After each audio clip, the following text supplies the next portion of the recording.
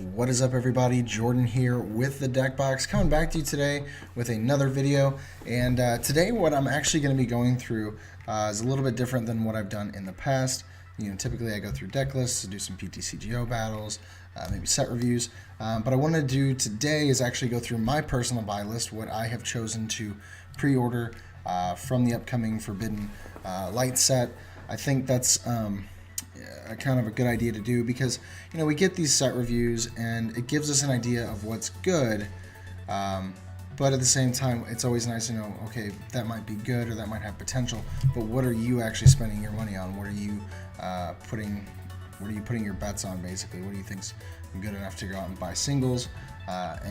So I'm going to do that. I'm going to go through my singles buy list and just explain why I chose the cards I chose, the quantities I chose, and then at the end I'm also going to go over what pulls I'm hoping to get aside from those purchases, because to be honest, I'm not going to buy every single card that I plan on using, because there are certain cards that I know I'm going to pull because the pull rates on them are just insane, like commons and things like that. So I'm just going to go through what I'm calling the keepers list. So I'm going to hop right in and start talking about my buy list a little bit. All right, so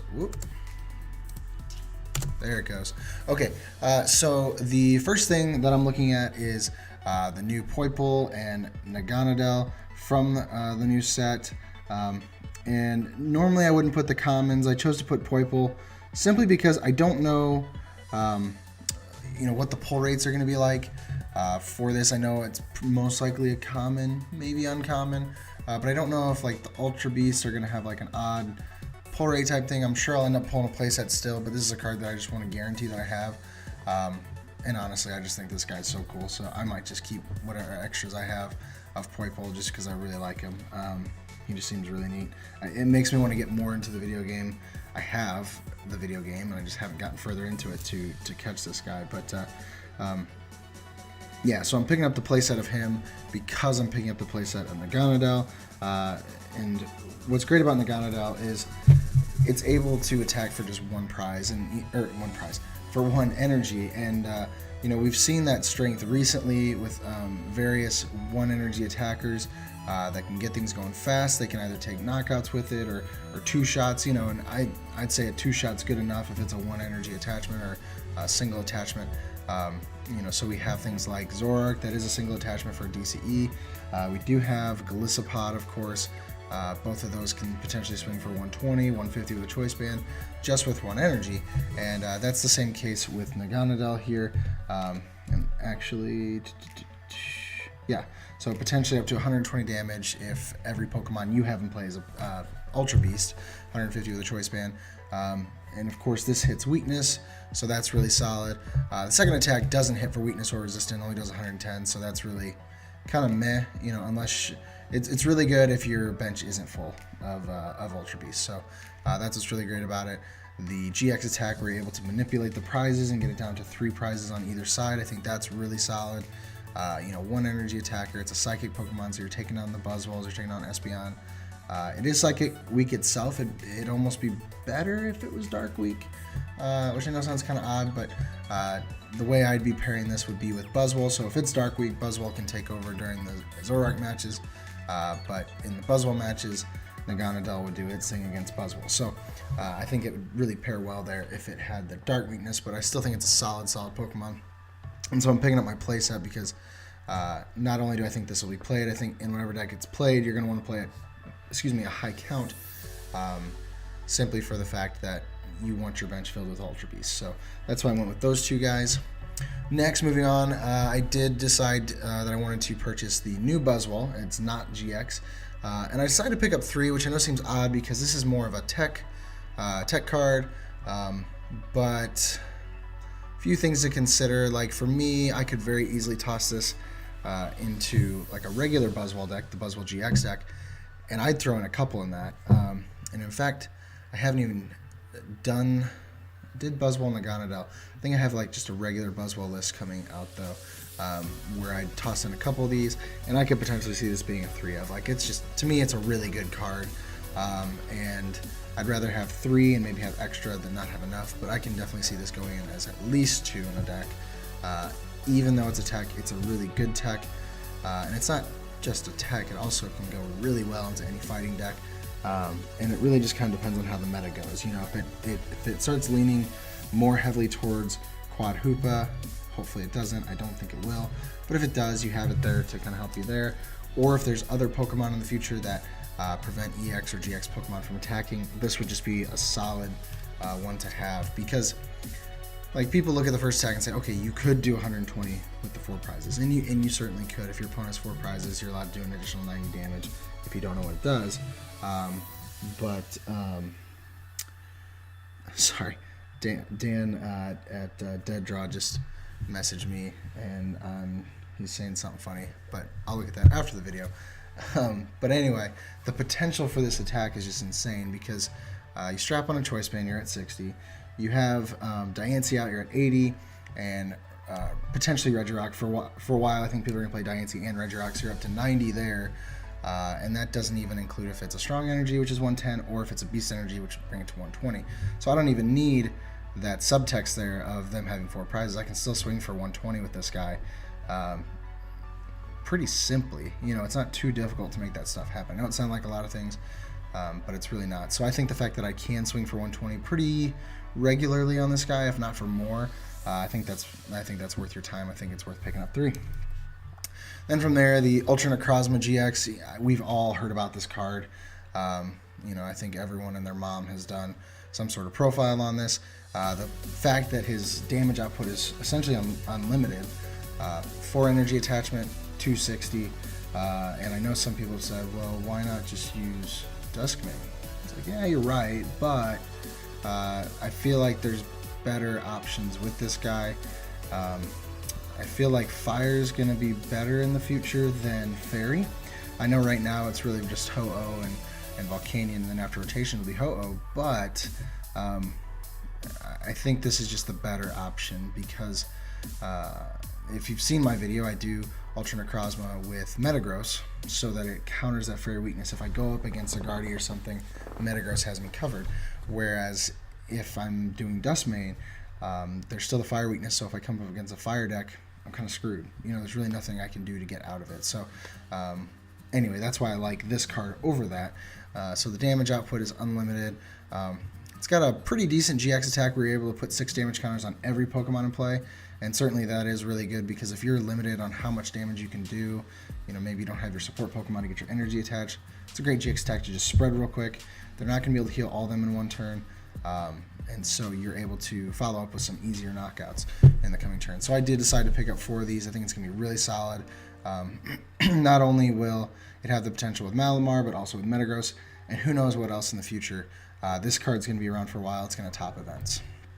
Then, of course, Malamar, you know, this is one that a lot of people are talking about. Even though I kind of prefer the Metagross build, I still chose to pick up 3 of these, just in case I'm wrong.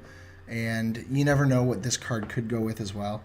And I know it's at least going to be valuable in the future if it starts to see more play. So I figure, you know, pick up 3 now. And that is the number I'm going with, is 3. I know some people are playing 4 in their lists, but I am choosing to go with 3. I'm realizing some of these cards aren't, they're kind of big. Oh well. So sorry about that, guys. And then, of course, I mean, Inkay comes with it. I mean, it doesn't come with it, but you play with it. I chose not to put that on my buy list just because that's one that I will likely be pulling, you know, 3 of. I've seen the pre-release pulls, and I'm seeing Inkays everywhere, so I wasn't going to worry too much about purchasing those in advance. Moving on, Beast Energy Prism. You know, these Prism Star cards are ones that I typically like to pick up 1 of, as long as they're good. You know, there's certain ones that I wasn't going to waste my time purchasing, like Cyrus. I didn't waste my time. I ended up pulling them anyway. I pulled like 3 Darkrai, like all these different Prism Stars. They weren't as difficult to pull as people thought, but this was one that I wanted to guarantee that I got. And if I happen to pull an extra, you know, that's fine. This card I think will actually be, I'd say, the most valuable of the Prism Stars up to this point. The other ones kind of weren't that great as far as their value, because the pull rates were pretty decent on them. And quite frankly, a lot of them just aren't that good. I think they'll start seeing a little bit more play in the future. but for now they're just kind of sitting back waiting for that time. And that's why I told you guys in the last set, if you pull a Prism Star, just keep it. It's one card, it's not taking up space. You're not going to get much out of it now, so you might as well hold on to it because it will most likely have its day. Moving on from there, Zygarde GX. This card is insane. I've done a couple profiles on it, one with Zoroark, one as a quad build, and I'm sure there's other potential as well. This card's just going to be really, really good. That's all there is to it. It's going to one-shot things like crazy. The damage output hits that perfect 210 with Diancie and Regirock. You're able to repeat its GX attack. Like, this is just a really good card. It's very broken. And so to me, this is a four of that you want to pick up because, like I said, I did a quad build of it. So quad means 4. I'm picking up 4 of this guy. I think it's gonna be a really good card, especially right now with Zoroark as big as it is. And I don't even know what to think about the future, to be honest with you, because part of me sits back and says, you know, Zoroark's really good, and because of that, fighting's really good. But at what point do people stop playing Zoroark because fighting is just so prevalent? But I just don't see that happening because Zoroark's that good, and if you pair it up correctly, you can still overpower these fighting decks. Especially if you pair it with the fighting decks, like Lycanroc and Zygarde. So anyway, that's just a little rant there about it. Yeah, this is a 4-0 for sure. This is one I would suggest anyone pick up because not only is it going to be a really good deck, but I feel like it's going to be pretty cut and dry as far as how you can build it. It's not anything flashy. It's straightforward. You know, you have the cards that you need for it. Pretty much, there's not too many crazy things you have to do to make this deck work. Then from there, Diancie Prism Star. This, you know what I said? The Beast Energy was the best.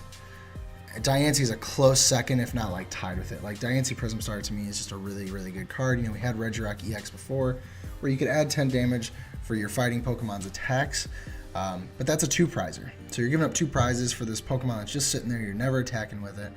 And then Diancie comes along, and it's a 1-prizer, and it does twice as much as the other Regirock, so you're able to add 20 damage as opposed to 10, which I know doesn't sound like a big difference, but man, 20 damage over 10 just... It's leaps and bounds. Like, it makes a huge difference.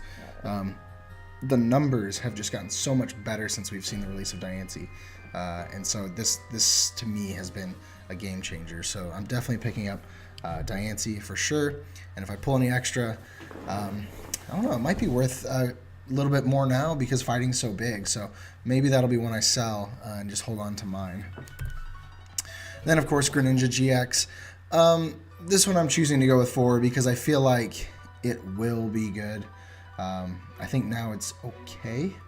I think it just needs its right time. You know, if fire gets really big, you know, who knows what's coming in the next set completely. I know I've seen quite a few cards released. It's supposed to be really big on fire, really big on water. So maybe there's some fire GXs that come out that just kind of take over for a little bit. And that would be Greninja's time to really come in. But aside from the weakness, I still think it's a decent card. You know, I did the Zoroark Greninja list, and yes, I know it got some flack because of, you know, Decidueye a while ago with Zoroark. Some people said that it was a bad deck before, which there's results that say otherwise. To me, this will be one that can at least do well at some cups. As a quad deck, you know, I think it'd be pretty cool to maybe do like a water box deck with this as a quad, which I've already built a list for it. I just haven't got it out yet because it's still, I don't think it's fully perfected yet. I need to look at it a little bit more. That might be one that I wait for PTCGO and do it then. This is a solid card. Right now it can pair well with the old Greninja to shut down abilities while using yours. Like, it's just got some neat tricks to it that I think could work out in the future. Then B-String, I mean, this is just an obvious 4 of. This card's just nasty. You know, it's a double max elixir for 1 beast Pokemon, just guaranteed that it's gonna hit. And your opponent can't get around this. At some point in the game, they're gonna be up 3 or 4 prizes, and you're gonna be able to use this. And the thing is, if beast Pokemon weren't very good, then yeah, this wouldn't be that good. But we have Buzzwole, and if there were no other good Ultra Beast Pokemon, that would still make this card good because we know that Buzzwole is good, and so that alone makes this a good card. Whoops, I skipped ahead. Sorry, no, I can't skip that up. All right. But yeah, so just because Buzzwole is good, that automatically makes Beast Ring good. So this is going to be a 4 of for sure.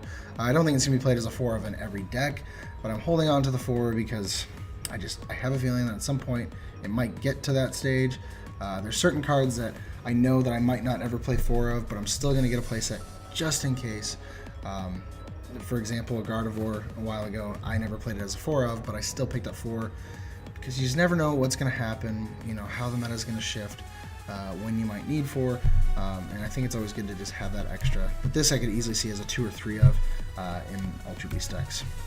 Then I decided to pick up one Lysander Prism Star. If you saw yesterday's video at this point, it would have been Pyro or Zoroark, and I played a Lysander in that. I think Lysander is just going to be really good, especially if it can get a good fire deck. I mean, right now we have Ho-Oh for sure, but I think it can. I think there are other fire Pokemon in the future that could come out that would be better than Ho-Oh. I think Ho-Oh could have some difficulty setting up. You know, obviously we have Kiawe, but if for some reason the Kiawe or your Ho-Oh gets knocked out after that, like you have problems. So I feel like whenever fire gets better in the future, which I know it will, it'll come back around. Lysander Prism Star will be there to really help it, especially if it's just like only fire, like no other tech cards or anything. It's just a straight fire list, and Lysander can just really do its thing. Which, sorry if you didn't know what it does.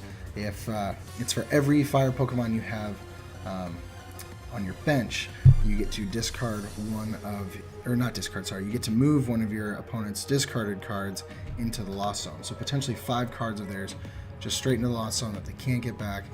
So to me, I look at that and say, you know, dump in energy, dump in special energy, supporters, you know, things I can get back with puzzles, Pokemon that they can get back with puzzles, like, or not puzzles, but stretchers or super rod, you know, just all these key cards, just dump them, get rid of them. I think Lysander will definitely help with that.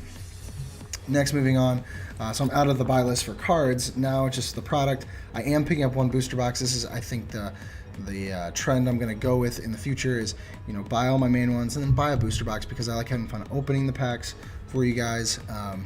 You know, I like opening them for the channel. I think I'm going to start doing that again. And I like opening for myself. I can't get away from opening. And like I said, there's a lot of cards in the set that they're gonna be good. Like, if in every set there are only like 10 cards that you're ever going to use, then it's kind of pointless to buy this stuff. But there's always the commons, the uncommons, things like that, the trainer cards. I like to keep a play set of all of them just in case. And then, yeah, there's always chances that I pull some really insanely good cards. Like, I always buy lowest rarity for my singles, but I might pull some higher rarity cards and you know, make a little money off it, who knows. But yeah, I like opening the boxes. I just can't help it. That's an addiction. So buying one of them's good. And then, like I said, I can pick up the other cards that I know I'm going to need, but I know I'm going to pull them, you know. And then I decided to do a page of those cards from the booster boxes where I'm going to pull them, and these are going to be the ones that I want to keep. These are going to be ones I'm not going to throw away, or not throw away, give away, trade away, whatever. These are going to be ones that if I pull them, I'm definitely going to hold on to them and potentially use in the future. So just kind of like noteworthy mentions, I guess. So first one, Volcanion Prism Star. I debated purchasing this straight up, but like I said, I feel like the Prism Star pull rates are pretty good, and I don't have a water list like right away that I'm like, I gotta play this. You know, like I've got a couple that I think would be cool, but I don't think right now it's like the most important one. But like I said, chances are I'll pull it, and if not, I'll probably end up trading it or getting it from someone in the future. Noibat. I know that's kind of an odd one to kind of jump right into, but this is the one. I may have grabbed the wrong one. No, I didn't. This is the one where you dump the tool card or the item cards from your opponent's hand into their discard pile. So to me, this is a good pair with Garbodor. Like, expect a Garbodor Noivern list with this guy, because to me it kind of syncs up pretty well. Rather than waiting for your opponent to do their thing, you're able to force them out of their hands much quicker. You know, I think it'll be really cool. Next from there, Ultra Space. This is going to be one of those stadium cards that I'm pretty sure we're going to pull. I think it says an uncommon. This is basically Brooklet Hill for Ultra Beasts, except we're able to put them into our hands. That means we can get stage 1s. If there's ever stage 2s in the future, we can get those. So this is going to be a really good card that you should hold on to if you pull it. I certainly will. And I think it's going to see a lot of play. I think in the future, once we start getting more like Ultra Beast focused decks, this will be in there for sure. Then from there, Crasher Wake. This is the one where you discard 2 water energy and you go into your deck and draw 2 cards, i.e. discard 2 water energy, grab 2 Aqua Patch, use the 2 Aqua Patch. Like, it's going to be a really good card. But again, it's kind of in the same boat as Volcanion. I just don't think I need it immediately, so I'm pretty sure this will be one that we pull, and I'll definitely be holding on to those. Probably wouldn't need a playset of Crasher Wakes though. Maybe a couple for a water deck in the future. And then from there, the Fighting Garchomp. The reason I didn't purchase this, so the last set I purchased playsets of the Dragon type. I didn't purchase them of the Fighting type because I purchased the Dragon ones last time, and then I opened my box. I pulled like 6 or 7 more Garchomps. Like, it was the easiest rare to pull. So I have a feeling that it's kind of going to be the same, and it won't be too expensive if that doesn't happen. But I'm 99% sure like I'll get my playset from the box. Next from there, Mysterious Treasure. This is one that, again, I know I'm going to need it, but it's going to be one that I pull. I just don't see it not, you know, like I said, I've seen some box openings, I've seen lots of pre-releases. People are getting this card. I know some of the pre-release kits actually have it in it. The Malamar one I know for sure. I saw that on Trainer, or Aaron Lukenbach's channel, not Trainer. And, you know, he got the Malamar and it came with Mysterious Treasure, so I'm like, okay, well, if I happen to get Malamar, there's one. But I know I'm getting my box, and I'm pretty sure I'll be able to get my playset from that. Then from there, Lysander's Labs. If you saw the Pyrozoic list, you know why I'm grabbing this. Again, this is not going to be one that I'm going to go and purchase, but I'm pretty sure I'm going to draw it. And I think it'd be nice to hold on to it to build that deck, as well as Pyroar and Litleo. I didn't put all those in here because if I were to put every potential card that could be played, it would pretty much be the whole list. Like, there's so many fun things you could do if you really tried. This is the Fossil something. I forget exactly the right thing. Fossil Excavation Map. There we go. Search your deck or discard pile for 1 unidentified fossil. Show it to your opponent and put it into your hand. If you search your deck, shuffle it.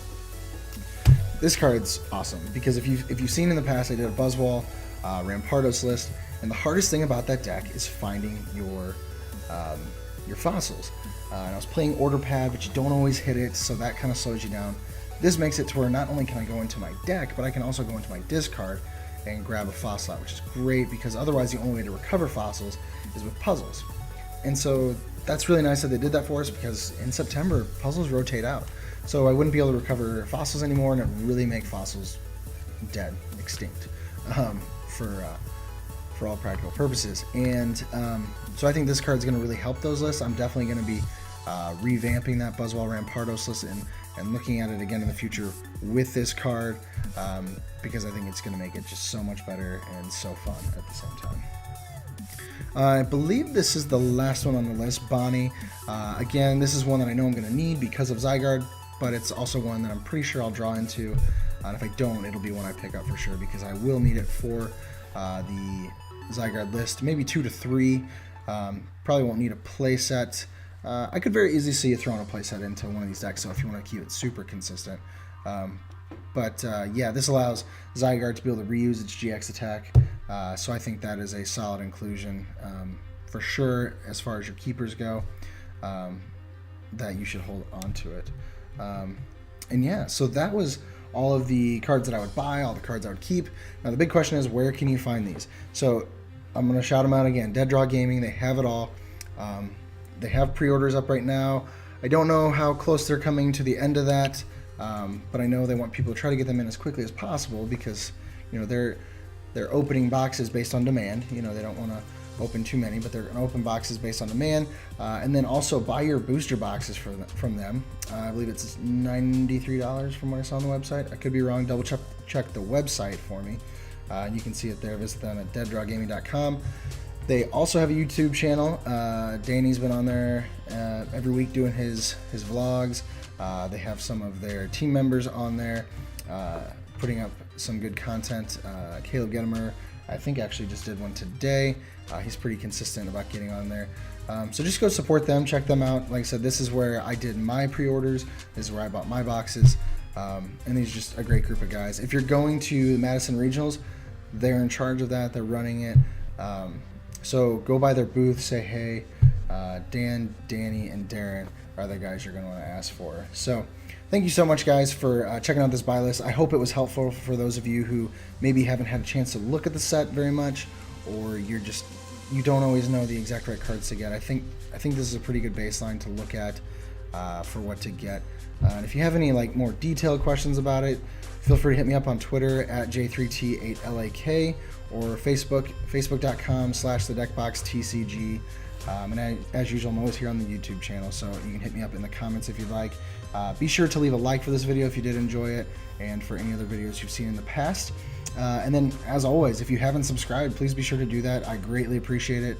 You guys have been really good about doing that lately, and it means a lot to me, so thank you so much. So yeah, guys, I will see you during the next video. As usual, I've been Jordan with the Deck Box, where I want to know what's in your box. Have a great day, guys.